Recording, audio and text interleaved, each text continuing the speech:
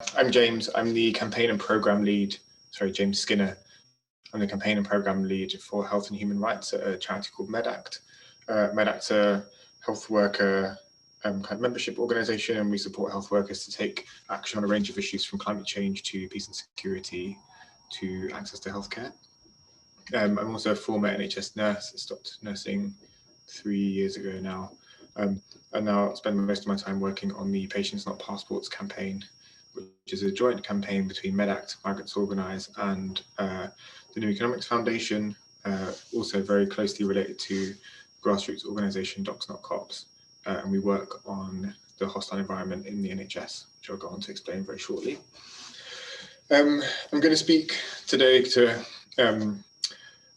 mostly with the intention of kind of setting the scene within which the NHS entered the pandemic, with a specific focus on the hostile environment and the ways in which NHS charging and data sharing kind of were creating barriers and exclusionary barriers for migrant and Black and minority ethnic communities prior to the pandemic, and how those barriers then continued during the pandemic, what the impact was in the early days of the pandemic, and how it impacted the NHS's overall ability to kind of be prepared to or respond to the crisis.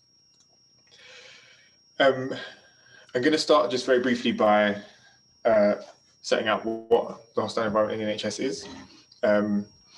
It's part of a kind of broader set of immigration-related policies that are designed to embed immigration controls into our public services, with the specific intention of making life impossible or unlivable for migrants in this country, so restricting their ability to access the essential services they need to live their life.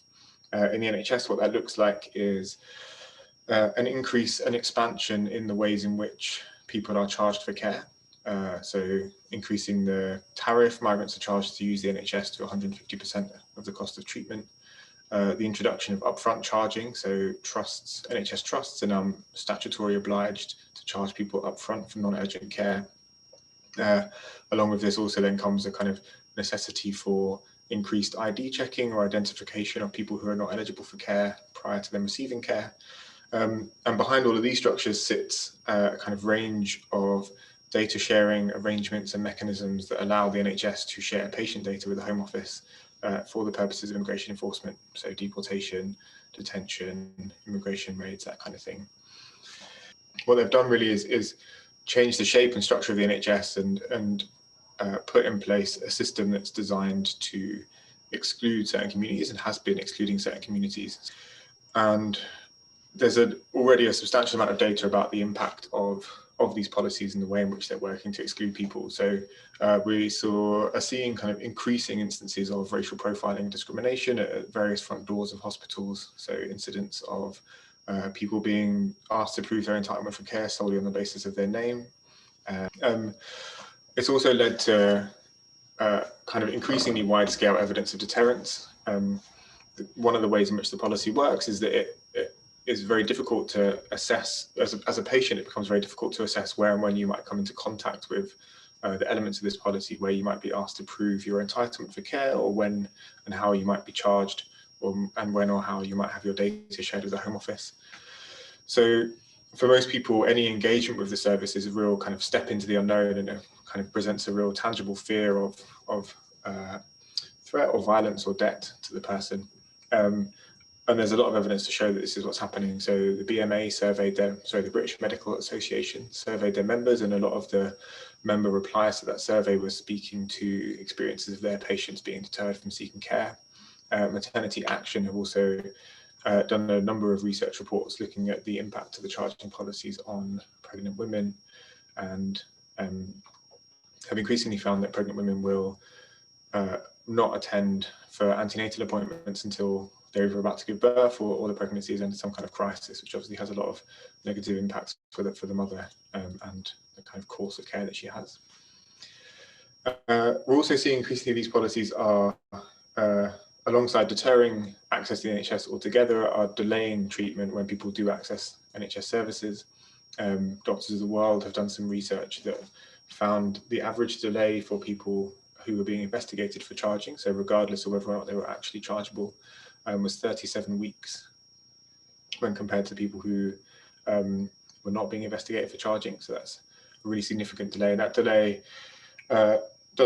didn't change, or essentially didn't change, for people whose care was deemed to be urgent. So the delay for those people was 36 weeks, which is obviously a long delay for someone with in need of urgent care.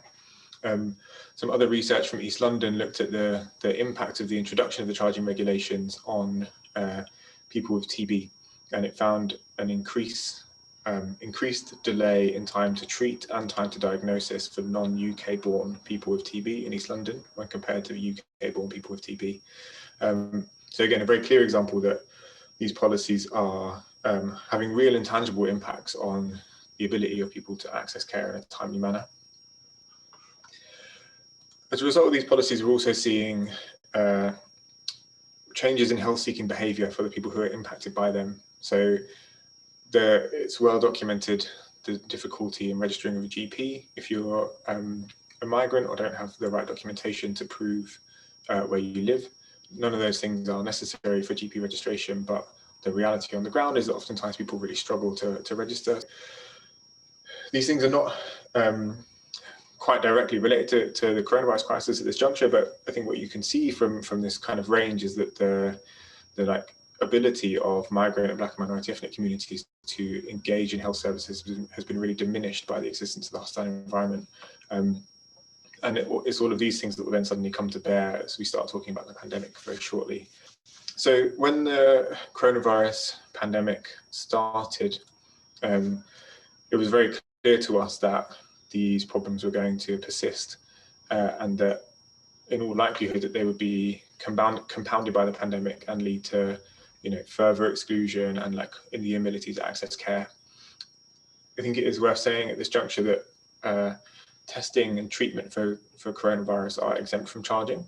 The government did put out a statement about that quite early on at the beginning of the pandemic in February.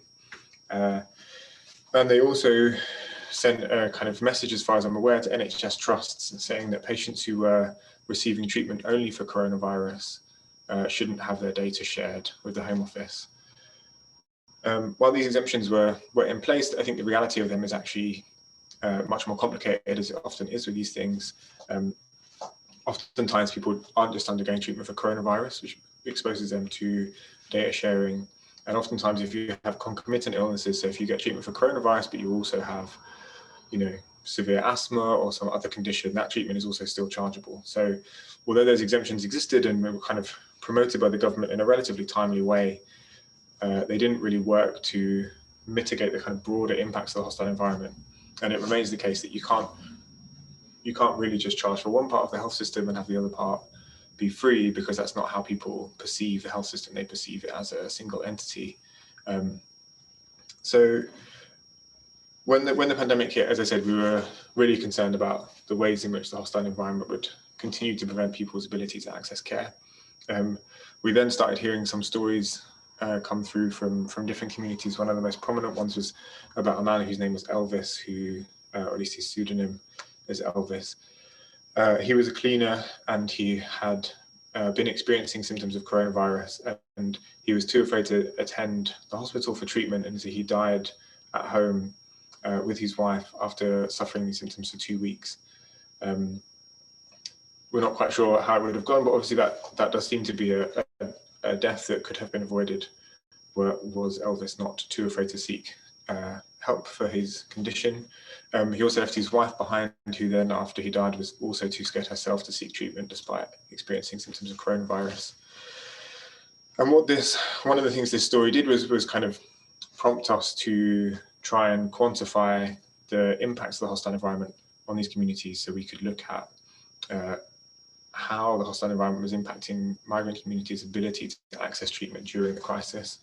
So we surveyed 53 migrant support organisations across the country. That survey showed us that our concerns were founded, that 57% of the respondents from that survey said that the migrant communities they were supporting were avoiding seeking healthcare because of fears of being charged and also fears of data sharing. Those fears were often not specifically related to individual policies or kind of understanding the policies, but more the kind of generalized perception that using the NHS is likely to incur charges and is likely to lead to your data being shared. We looked specifically at the coronavirus exemptions from charging and found that very few of the respondents thought their communities were aware of this exemption. I think only 20% thought that the migrant communities they supported were aware of the exemption. The majority had not seen any information from public services or other public bodies about the exemptions during the crisis. And I think one of the most concerning and alarming things that we saw from that was people also saying that even where someone who had been suffering symptoms of coronavirus was advised by a trusted support worker or a trusted caseworker that they could access treatment without fear of charging, they did not believe them. So, and what that shows is that the hostile environment and the kind of fear generated by the hostile environment is more powerful than the advice of a trusted support worker for many of the communities who are facing these policies. That research happened at a very similar time to a number of other reports that came out, both from an organisation called Kanlungan and Doctors of the World. And broadly, all of the research kind of aligned. What we were seeing across the board was fear of these policies being really significant and one of the primary barriers for people accessing timely treatment and prevention for the coronavirus crisis. That also obviously extends to things like testing and extensive vaccination, which I'm not going to cover today, but my colleague Alia, who I think is up next, is going to go into in more detail. It's also worth, I think, pointing out that one of the other things that these reports and pieces of research picked up, and that was kind of broadly unaddressed, is that one of the specific things the pandemic did was make it significantly more difficult to access primary care. So at the same time as people are excluded from accessing secondary care services or too fearful of accessing secondary care, primary care also suddenly became broadly unavailable, both because lack of access to translation, to phone lines, to kind of technology, to phones, laptops, the internet, all meant that many people in these communities were simply unable to even register with a GP and get that kind of vital primary care support that they needed to mitigate some of the secondary care charging problems. Finally, I know we've not got loads of time, so finally I'm just going to touch on the response to the hostile environment during the pandemic, and by association the kind of lack of response from the government. So quite right at the beginning of the pandemic, a number of civil society organisations issued a call and kind of set out the terms under which the government should be responding to the crisis in relation to the hostile environment. Those organisations were MEDACT, our one, also Liberty and the Joint Council for the Welfare of Immigrants. And we immediately called on the government to end all NHS charging and data sharing measures and launch a public information campaign to make people aware of these changes. It was clear from all the research and kind of evidence I've set out earlier in this submission that really is the only step to ensure people are going to not be too afraid to access care, and that any kind of additional exemption or kind of halfway measure is not going to be enough to reassure people. Those calls were supported by over 100 civil society organisations and were then echoed by the British Medical Association, who put out a call for the suspension of hostile environment during the pandemic to ensure access to everyone. And that call was then also supported by 60 cross-party MPs. This was all at the kind of early stage of the summer, I think in April 2020. Unfortunately, the government didn't respond and took no further action to mitigate the impact of the hostile environment on people's ability to access care during the crisis.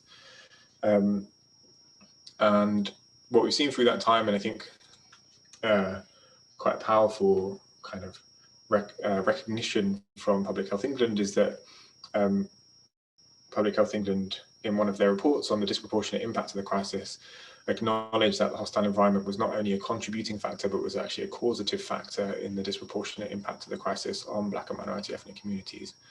And I think that is really a kind of telling sign of the broader impact of these policies and the way in which they have made the NHS structurally incapable of responding to the needs of every community in a pandemic situation like this. It does to us feel like a really significant failure and missed opportunity for health providers and the government to kind of recognise and acknowledge the limitations that the hostile environment has imposed on the NHS, and kind of take steps to remove those barriers. Going forward from here, I think there's a lot more to be said about the vaccine and access to the vaccine going forward, and what that's going to look like, and the impact of these policies on Black and minority and migrant communities in the UK. But as I said, my colleague is going to cover that, so that will be for someone else.